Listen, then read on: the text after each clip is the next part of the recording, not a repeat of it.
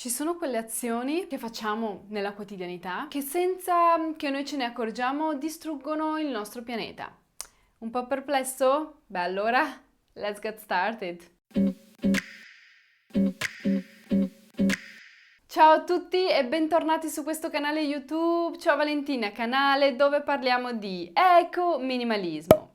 Dunque, nel video di oggi, come hai potuto capire dalla intro, voglio elencarti una serie di azioni che tutti noi prendiamo nella quotidianità e senza che noi ce ne accorgiamo distruggono il nostro pianeta. Molte di queste azioni derivano da un sistema che ci impone un determinato modo di vivere e di conseguenza determinate azioni che ormai fanno parte del nostro essere, quindi in qualche modo noi ne siamo le vittime. Ma credo che con l'informazione giusta e un po' di attenzione in più possiamo raggirare il sistema e diminuire così il nostro impatto ambientale. Quindi direi di partire subito con la primissima cosa che credo il 99,9% di noi fa appena si sveglia, appena apre gli occhi ed è tadan! Prendere in mano il nostro caro e amato telefono, senza il quale sembra non possiamo più vivere. E nonostante io mi sia imposta in passato di non toccare il telefono fino a dopo aver fatto colazione, ogni tanto mi rendo conto che non è possibile. Prendere in mano il telefono è diventato un vizio, un'abitudine, quasi un istinto. Cosa divertente è che, se si può definire divertente, ovvio, è che dietro un'azione così semplice e istintiva come la nostra, ovvero aprire gli occhi e prendere in mano il telefono, c'è un lavoro enorme nella realizzazione di questi telefoni e noi non ce ne accorgiamo. Eppure all'interno di questi telefoni ci sono dei minerali rari che per essere estratti ti lascio immaginare che lavoro richiedono. Un lavoro che appunto va a inquinare il nostro pianeta. Oltre al fatto che va a violare tantissimi diritti umani, pensiamo allo sfruttamento minorile, pensiamo al lavoro sottopagato, alla scarsa attenzione di sicurezza nei confronti di questi minatori che entrano nelle miniere per estrarre questi minerali rari che servono per realizzare il nostro telefono. Anche perché se consideriamo che queste miniere si trovano in paesi sottosviluppati come il Congo per esempio, che hanno già altri problemi sociopolitici, socio-economici, ecco che la maggior richiesta di dispositivi elettronici da parte dei paesi sviluppati di sicuro non va a migliorare la situazione di questi paesi e anzi va a creare ancora più problemi a livello ambientale. Con questo ovviamente non voglio dire basta, non utilizziamo più telefoni, addio telefoni per sempre, no, vuol dire semplicemente informarsi e rivolgersi a quei brand che sono in grado di restituire all'ambiente. Quindi è per questo motivo che oggi sono felicissima di collaborare con Swappy e Swappy è un'azienda che realizza telefoni ricondizionati e acquistare ricondizionato fa bene all'ambiente. Semplicemente perché ricondizionato vuol dire andare a riutilizzare i minerali rari che già esistono nel mercato senza andare ad estrarne di più e in questo modo diminuiamo il nostro impatto ambientale. Questo qui infatti è un telefono ricondizionato della Swappy, è un 11 Pro e devo dire che mi trovo davvero bene e Swappy vende i telefoni che realizza dopo una verifica tecnica di 52 fasi, quindi se acquisti il telefono sei sicuro di trovarti tra le mani un signor telefono.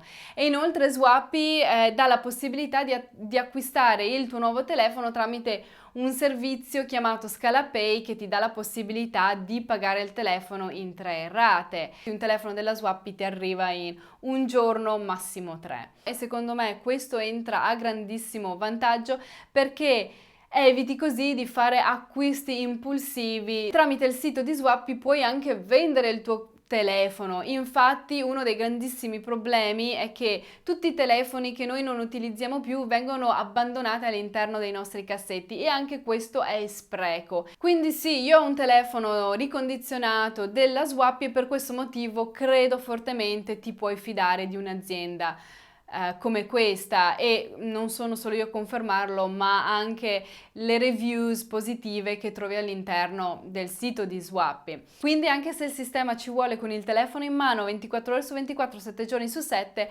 facciamo in modo di avere un telefono ricondizionato tra le mani. Questo è un ottimo modo per non solo valorizzare quelle aziende che restituiscono all'ambiente senza chiedere di più e chiedere troppo, ma anche per diminuire il nostro impatto ambientale. Seconda cosa che tutti noi facciamo nella quotidianità dopo esserci svegliati e aver preso in mano il telefono è andare in bagno, lavarci i denti, lavarci il viso, farci la doccia, e ci sono delle piccole attenzioni che possiamo adottare anche durante questo periodo, questo momento delicato della giornata. Momento delicato per tutte quelle persone che non si svegliano con la grinta la mattina, proprio come me, e devono partire con calma. Ma anche in questo caso possiamo evitare gli sprechi d'acqua, quindi ricordiamoci di chiudere il rubinetto quando ci laviamo i denti, utilizzare saponi, shampoo, balsamo solidi, quindi che acquistiamo senza packaging. Possiamo utilizzare dentifricio e colluttorio solido realizzato sostenibilmente con prodotti naturali che arriva con un packaging riciclabile. Insomma, davvero piccole attenzioni anche in questa seconda fase della giornata. Non voglio dilungarmi troppo in questo argomento perché ne ho già parlato parecchio, ho fatto diversi video in merito, te li lascio qui ma te li elenco anche nella descrizione qui sotto. Quindi anche se la mattina ci troviamo ancora un po' sull'addormentato, ecco, ci sono piccole attenzioni che, se fatte ripetutamente, diventano un'abitudine, diventano una routine e le facciamo poi senza neanche accorgercene. Terza cosa che tutti noi facciamo è andare in cucina e fare colazione. Per alcuni è la seconda azione, per altri è la terza, ma insomma tutti quanti andiamo in cucina e facciamo colazione. Se hai notato, in questo canale parlo pochissimo di alimentazione per vari motivi. Uno, quando parlo di alimentazione parlo spesso di negozi zero waste e mi sono resa conto che tante persone non hanno a disposizione negozi che vendono sfuso vicino a loro, quindi ecco che acquistare prodotti bio o prodotti appunto sfusi non è sempre facile.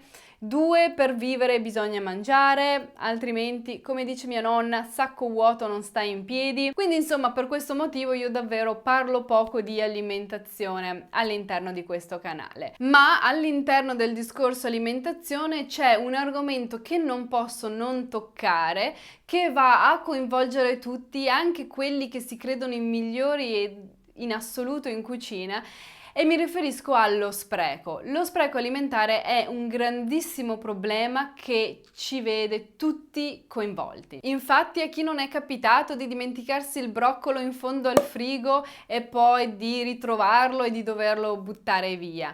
A quanti non è capitato di cucinare troppa pasta che non viene finita e quindi deve essere buttata via? Insomma, in termini di spreco nessuno è santo e rivalutare il nostro modo di approcciarci all'alimentazione, evitando di acquistare troppo ed evitando così gli sprechi. Mi rendo conto che anch'io devo essere più curiosa nel trovare ricette da fare con gli sprechi alimentari. Per esempio, la Gran Bretagna, se mi segui già lo sai, tantissima frutta e verdura viene confezionata in plastica con tanto di data di scadenza. E io ho vissuto con coinquilini che buttavano via pacchi di mele ancora perfette semplicemente perché c'era scritta la data di scadenza. Ti lascio immaginare le litigate che mi sono fatte con questi coinquilini. Se li vedo per strada neanche mi salutano, ma è una questione di principio e di rispetto nei confronti di chi produce frutta e verdura, alimentazione in generale. Infatti lo spreco alimentare porta ad uno spreco di risorse. Infatti per coltivare qualsiasi tipo di frutta o ortaggio ci vuole acqua, ci vogliono minerali, ci vuole terra, ci vuole luce. Molto spesso parliamo di luce artificiale. Quindi ecco che quando buttiamo via, quando sprechiamo sprechiamo cibo, vengono anche sprecate queste risorse che il nostro pianeta ci ha dato, e dell'inquinamento che c'è nel trasporto di frutta e verdura e tutto il resto da una parte all'altra del pianeta, via aerea, via mare, via terra, quindi emissioni di CO2. Impariamo ad approcciarci al mondo della cucina in maniera diversa. Evitiamo lo spreco facendo attenzione, e sono davvero piccole attenzioni di semplice rispetto, possiamo diminuire ancora di più lo spreco alimentare che si verifica non solo in Italia, ma anche qui in Gran Bretagna e così in tutto il resto del mondo. Successivamente poi cosa facciamo? Dopo esserci svegliati, aver preso in mano il telefono, essere andati in bagno e lavarci, aver fatto colazione, ci mettiamo a lavorare. Ci mettiamo di fronte al PC e iniziamo a googlare informazioni. E già si sa che Google è il motore di ricerca numero 1 al mondo, che ha creato intorno a sé un vero e proprio monopolio. Questo monopolio è riuscito ad ottenerlo grazie anche a dei contratti che ha firmato con Apple, dove Google ha accettato di pagare ad Apple la metà delle entrate guadagnate dagli annunci delle reti di ricerca per dispositivi mobili in cambio dell'impostazione predefinita del motore di ricerca Google sugli iPhone. Quindi una vincita anche piuttosto facile, e facendo così Google lascia anche poco spazio agli altri motori di ricerca e alle altre piattaforme di farsi conoscere e di crescere. E quindi, insomma, credo che a questo punto tutti noi possiamo immaginarci i profitti di Google. Io Google non lo uso più già da un bel po', anche se il termine ho googlato o googliamo rimane comunque nel mio parlato, ma io utilizzo un altro motore di ricerca che è Ecosia.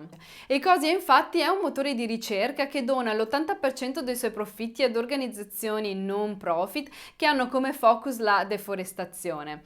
Infatti in alto a destra vedrai gli alberelli aumentare con ogni nuova ricerca che effettuerai. Inoltre ogni nuova ricerca con Ecosia rinnova 1 chilo di CO2 dall'atmosfera. Questo significa che se Ecosia fosse grande tanto quanto Google, potrebbe assorbire fino al 15% di tutte le emissioni di CO2. Quindi ecco che la diffusione di queste informazioni ci porta ad avere più conoscenza e di conseguenza a prendere decisioni diverse e smettere di googlare e iniziare invece a ecosiare, si può dire? Nuovo termine. Quindi insomma ad oggi in poi ecosiamo che piantare un albero ogni volta che effettuiamo una ricerca di sicuro non fa male a nessuno. Quindi ecco che le nostre piccole azioni sicuramente vanno a fare la differenza a livello ambientale. Quindi eccole qui le abitudini principali, le azioni principali che credo tutti noi adottiamo nell'arco di una giornata. Fammi sapere nei commenti qui sotto se ho dimenticato qualcosa, ma insomma oggi ho voluto citare le azioni più importanti per me che hanno appunto anche un impatto ambientale sostanzioso. Quindi ecco, ancora una volta non è la perfezione a farci fare la differenza, ma sono le piccole cose, le piccole azioni, le piccole attenzioni che se adottate nella quotidianità avranno sicuramente un grosso impatto a livello ambientale per migliorare il nostro pianeta. Abbiamo preso tanto in questi anni dal nostro pianeta, è giusto iniziare a fare un po' di attenzione. Quindi niente, adesso faccio un po' la youtuber. Se ti è piaciuto questo video fammelo sapere con un like. Se non l'hai ancora fatto ti invito ad iscriverti al canale attivando la campanella delle notifiche e noi come sempre ci vediamo sabato prossimo con un nuovo video. Ti auguro un buon weekend, un bacio, ciao!